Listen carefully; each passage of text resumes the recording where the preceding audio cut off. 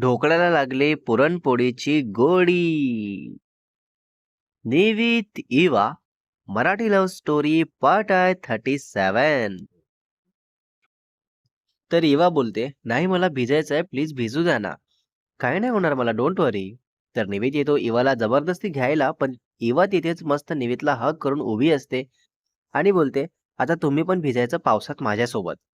आणि मग तसेच दोघेही पूर्ण भिजतात. आणि मग निवित तसंच उचलून इवाला बाथरूममध्ये घेऊन जातो आणि टॉवेल देत बोलतो, घ्या पटकन अंघोळ करून बाहेर या, मला पण जायचंय आत. तर इवा बोलते, या ना मग सोबतच करू ना. तर निवित बोलतो, अच्छा सोबतच करायचं आहे का, पण अंघोळ बाजूला राहील आणि बाकीचं सगळं होईल, चालेल तुम्हाला.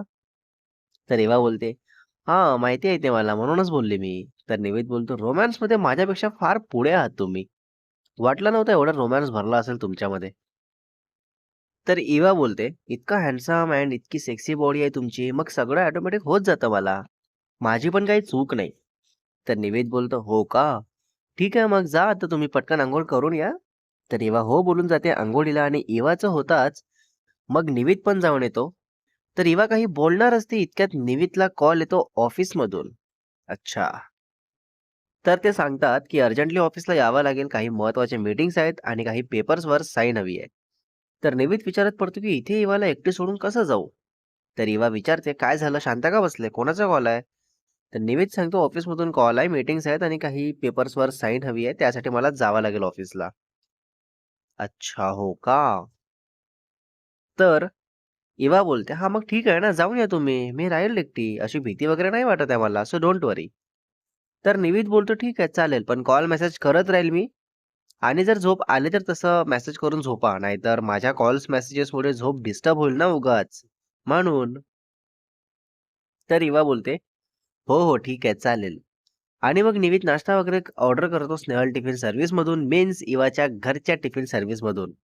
आणि खाली नोट लिहून देतो की जस्ट डोअर जवळ टिफिन सोडून परत जा, डोअर बेल रिंग करू नका किंवा डोअर नॉक पण करू नका. देन निवित रेडी होत असतो ऑफिसला जायला आणि जेव्हा मस्त सोफ्यावर बसून बघत असते, तर निवितचं अचानक लक्ष जाताच विचारतो, काय झालं, असं का बघतात. तर एव्हा बोलते, काही नाही, आज फर्स्ट टाइम बघत आहे ना तुम्हाला ऑफिसला जाताना रेडी होताना, म्हणून असंच.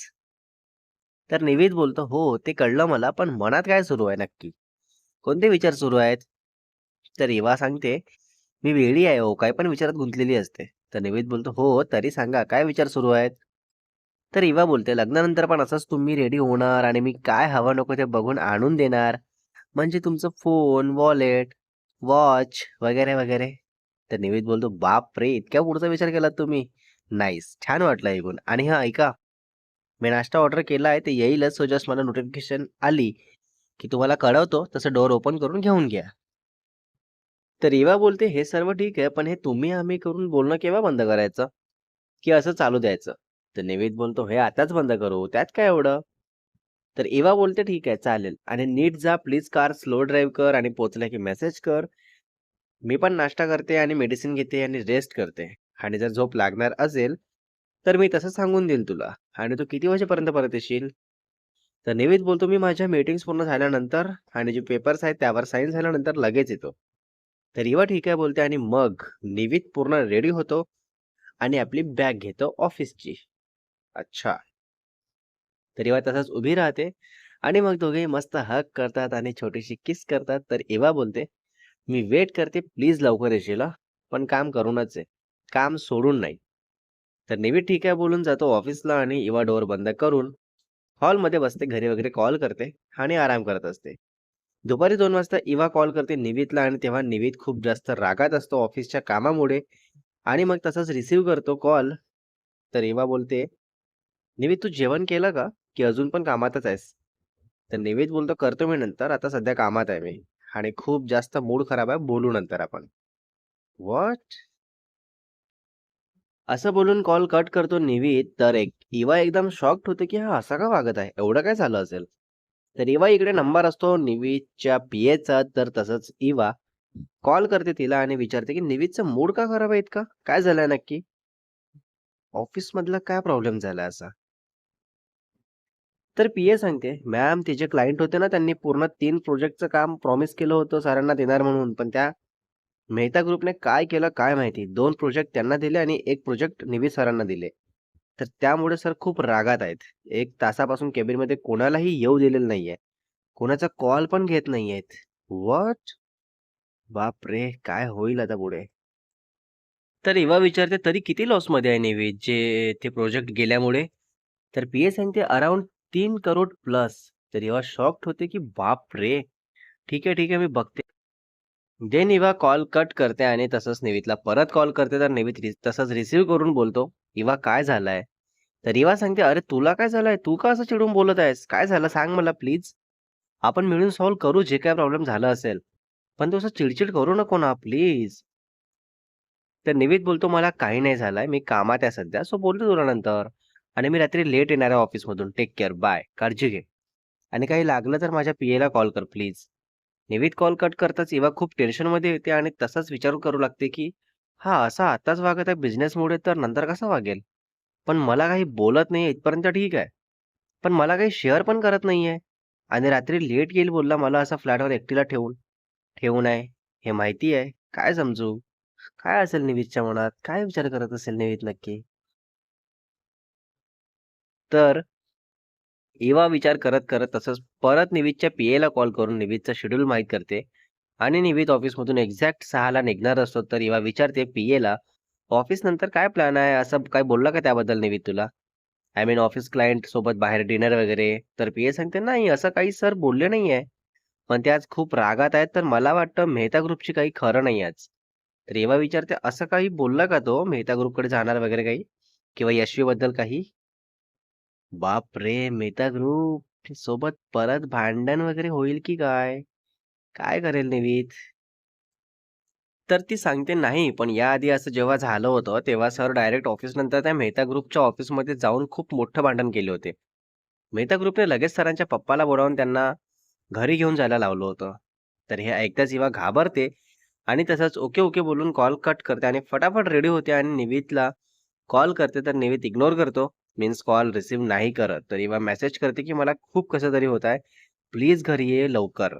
खूप घाबरल्यासारखं वाटत आहे मला. प्लीज." आता निवित रीड करेल का मेसेज? तर निवित मेसेज वाचताच कॉल करतो. तर इवा बोलते, "बेबी प्लीज लवकर घरी ये. मला खूप कसं तरी होत आहे." तर निवित घाबरून जातो आणि तसंच पी-एला सांगतो, की "मी घरी जाऊन येतो. जर काही इमर्जन्सी असेल तर मला मेसेज कर." ओके. आणि मग तसंच निवित कार काढतो आणि फ्लॅटवर यायला निघतो. 15 मिनिटात फ्लॅटवर पोहोचतो आणि डोरबेल रिंग करतो. तर इवाला बघताच सोफ्यावर आणून बसवतो आधी. "ये, बस इथे" बोलून आणि विचारतो, की "काय झालं? काय होतंय तुला? कसला त्रास होतोय एक्झॅक्टली?" बापरे! काय सांगणार आता इवा? तर इवा विचारते, "माझ्यापासून तू काहीतरी लपवत आहेस ना? काय लपवत आहेस आणि का लपवत आहेस? तू कालपर्यंत खूप जीवापाड प्रेम आहे हे सर्व दाखवलं. मग आज अचानक ऑफिसच्या कामामुळे मी परकी झाली का? अनोळखी असल्यासारखं का वागणूक देत होता मला आज?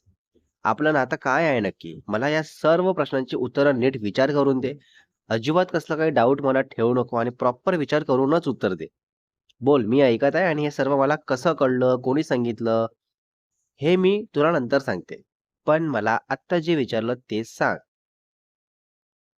तर निवित तसंच इवाचा हात आपल्या हातात घेतो आणि बोलतो, "इवा मला माफ कर. मी जे काही वागलोय त्यासाठी. पण माझं खूप मोठं नुकसान झालंय. मला याबद्दल काहीच म्हणजे काहीच कल्पना नव्हती, की असं काहीतरी घडणार आहे आणि आज अचानक ऑफिसमध्ये गेल्यानंतर जेव्हा 2 मीटिंग झाल्या आणि फायनल झालेली डील होती, ती पेपर वर्क पूर्ण करणार होती आज. तर मला सांगतात, "सर एकच डील आहे आणि बाकी दोन्ही डील कोणाला गेल्या? Can you imagine? त्या मूर्ख नालायक मेहता ग्रुपला." इतका मोठा विश्वासघात झालाय माझा, पण हे कोणी केलं, कसं केलं, हे मी शोधून काढणार म्हणजे काढणारच. Oh my God! खूप मोठा ट्विस्ट आलाय. Next part is coming soon guys. हो, हो. पार्ट 38 मध्ये बघणार आहे आपण आता यावर इवा काय बोलते, काय सजेस्ट करते आणि निवितला कळणार का हे सर्व कसं झालं, कोणामुळे झालं आणि या सर्व मॅटरमुळे या दोघांचं रिलेशन कसं राहील, काय प्रॉब्लेम येतील आणि कोण जास्त समजदारीने समजून घेऊन पुढे जाईल आणि स्टोरीमध्ये पुन्हा पुढे काय बघायला मिळेल तेही बघू. रायटर अँड एडिटर शुभ वासेकर.